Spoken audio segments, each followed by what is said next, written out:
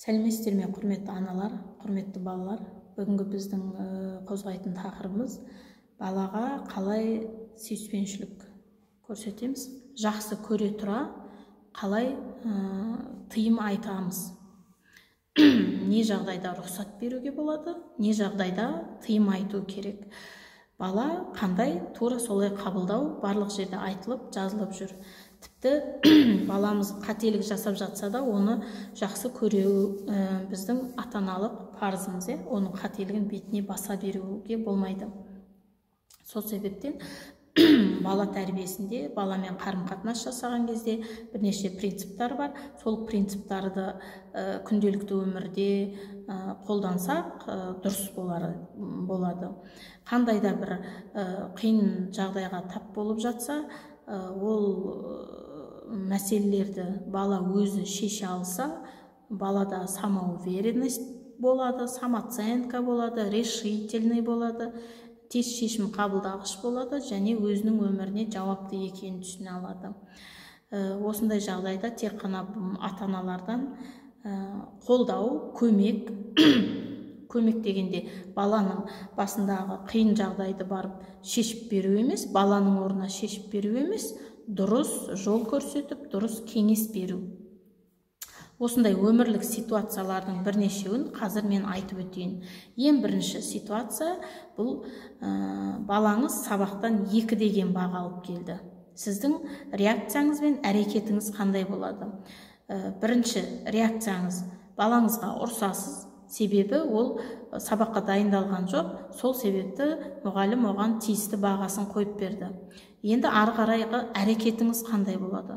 Сол 2 алған күйінше жүре береді ме, жоқ әлде сол 2 деген бағаны жоюға тырысады ма? Осы кезде балаға сіздің көмегіңіз ауадай қажет. Себебі 2 деген баға ол өте нашар баға, дайындалу керек. 2 деген бағаны жою үшін балаға сіз рухын сындырмай, оған мотивация беріп, қолдау көрсетіп, оның қолынан келетіндігін, 2 деген тек қана цифра, ол тек қана таңба екенін түсіндіріп, ары қарай оқуға көңіл бөлуіне көмектесесіз. Екінші жағдай, керісінше бірінші жағдайға балаңыз сабақтан өте көңілді келді. Себебі ол сабақтан 5 деген баға алып келді. Бір ғана 5 емес, бірнеше сабақтан 5.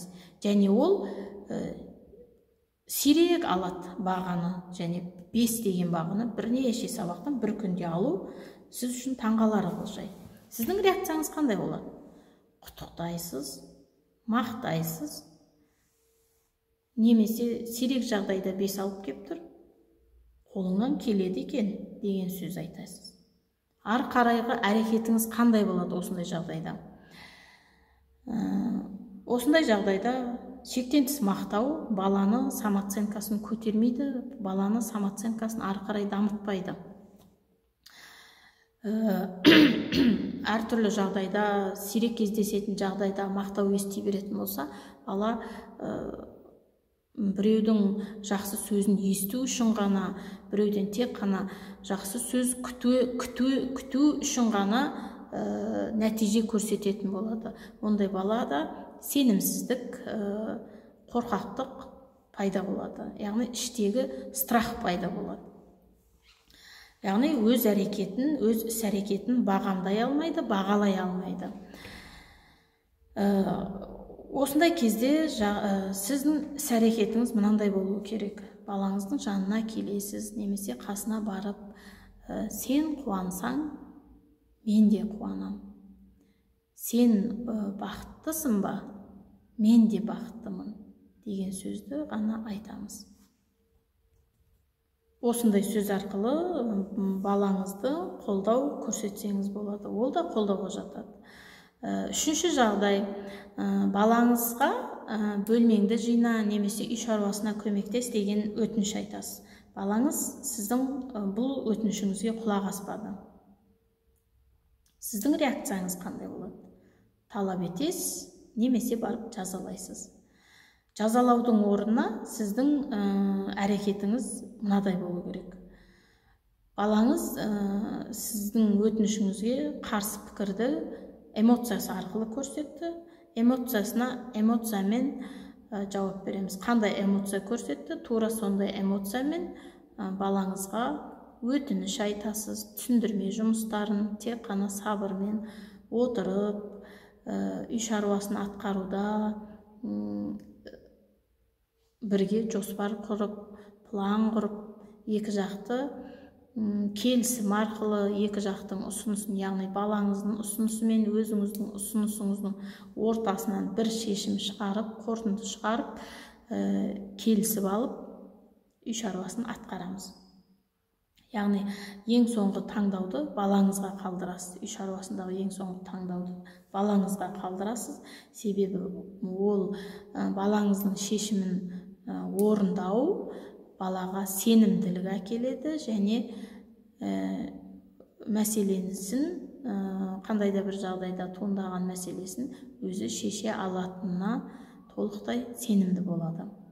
Және сол өзі алған іске жауапты екенін міндеттесеңіз де болады. Яғни үй жинауда немесе даланың тірлігін істеген кезде сол істің аяқталуына, нәтижелі аяқталуына балаға жауапты екен міндеттесеңіз болады. Төртінші жағдай бұл балаңыздың араласатын достарына сіздің көңіліңіз толмайды. Қашан, қайда барып жүр, не істеп жүр, кіммен араласып, кіммен сөйлесіп жүр, осы сізді алаңдатады. Сіздің реакцияңыз қандай болады? Достармен араластырмауға тырысасыз, яғни тыйым айтасыз, өз дегеніңізді жасатасыз. Осы жағдайда не істейміз? Балаңызбен дұрыстап отырып сөйлесесіз, араласатын достары ұнамайтын айтып, сабырмен түсіндіріп ескертесіз. Егер де жасап жүрген іс-әрекеттері өкінішке алып келіп жатса, яғни қиындық тудырып жатса, онда ол мәселеде өзі ғана жауапты екенін тағы да ескертесіз, айтып, яғни последствия, істеп жүрген тірлігі, істеп жүрген іс-әрекетінің неге апарып соқтыратынын түсіндіресіз. Последствиясына өзі ғана жауапты екенін түсіндіресіз. Оның істеп жүрген іс-әрекетінің соңы қандай екенін, последствиясын қандай болатынын түсіндіресіз. Және осындай егер несчастный случайға тап болып жатса, тек қана өзі жауапты, сол проблеманы өзі шешуге мүмкіндік бересіз. Тек қана сіз кеңес бересіз, жол көрсетесіз, шешіп беруге тырыспаңыз. Егер сіз осындай жағдайда балаңыздың проблемасын шешіп беріп жатсаңыз, келесі жол тағы да сізге сенім артады. Ол кезде балаңызға деген сізде де сенім болмайды, балаңызда болашаққа деген сенім болмайды. Бесінші жағдай, балаңыз көңілі қалып, ренжіп келді. Себебі оны сыныптастары жақтырмайды, сыныптастары мазақтай береді, достарымен байланыс орната алмайды. Достары жоқ деген сөз. Сіздің реакцияңыз? Балаңызды басқа балалармен тіл табыса алмағанына өзін кінәлайсыз, немесе барып сыныптастармен достастыруға тырысасыз, не болмаса сол достарын жазғырасыз, кінәлайсыз. Осындай жағдайда қалай жасауға болады? Бірінші, бұл мәселені тағы да айтамын, өзі шешуге тырыссын балаңыз. Себебі оған сіз тек қана қолдау көрсетесіз. Егер сіз айтасыз, егер мен сенің мынандай деген досың болғанда, мен сені ренжітіп қойсам, маған қандай ары қарай достықты жалғастыру үшін сенің жоспарың бар ма деген сияқты, оның алдағы уақыттағы әрекеттерін, достарына деген, сыныптастарына деген іс-әрекеттерін жоспарлы түрде сұрайсыз. Алтыншы жағдай, балаңыз сізге тәтті дайындаймын деп ас үйді бүлдіріп тастады, шашып тастады.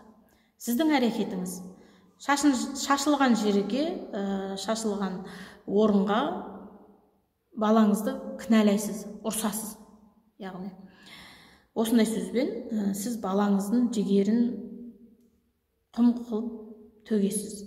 Яғни келесі жолда сондай тамақ істеп қойып әрекеттенетін болса, онда сіз балаңызға сенбейсіз, балаңыз сізге сенбейді. Сенімсіздік болып қалады екі ортада. Қандай әрекет жасаған дұрыс? Наразылығыңызды, естественно, ашуланасыз, айқайламайсыз. Наразылығыңызды тек қана сөзбен білдіресіз. Жина, тез бол деген сияқты бұйрықты сөзбен емес, мен деген сөзбен бастайсыз. Мен ас үйдің бұлай шашылып жатқанына қуана алмай тұрмын. Қашан, қалай жинайтын жоспарың бар? Деп жай ғана айтсаңыз, бала уже өзгере бастайды, тез-тез іс-әрекетке көшетін болады. Жетінші жағдай, балаңыз бір нәрсеге мазасызданып отыр. Бірақ сізге айтқысы келмейді. Іштей қобалжып отыр, не болмаса уайымдап отыр. Сіздің реакцияңыз мынадай болады. Оның эмоциясынан байқайсыз қобалжып отқан, бірақ сіз іштей біліп, үнсіз қаласыз, үндемейсіз. Не болмаса, ата-аналық құқығыңызды пайдаланып, оны кінәлай бастайсыз. Осындай жағдайда не істейміз? Балаға жақындап барып, не болмаса үйге бірденен сондай жағдаймен кіріп келсе, қасына барып, бірденен физический контактіге түсеміз. Физический контакты деген баламызды құшақтаймыз.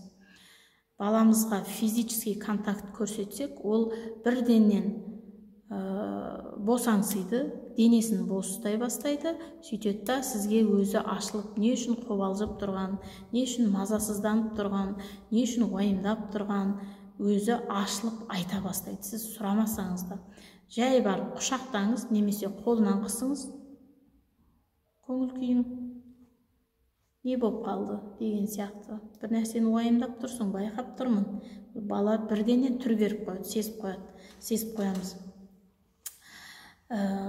Деп физический контактке түскеннен кейін ғана барып, баламен сөйлесіп, оның ішіндегі уайымдап жүрген жағдайларын анықтап, если қандай да бір мәселеге алаңдап отыратын болса, оған тек қана кеңес беріп, жол көрсетіп, жол сілтеп жібереміз.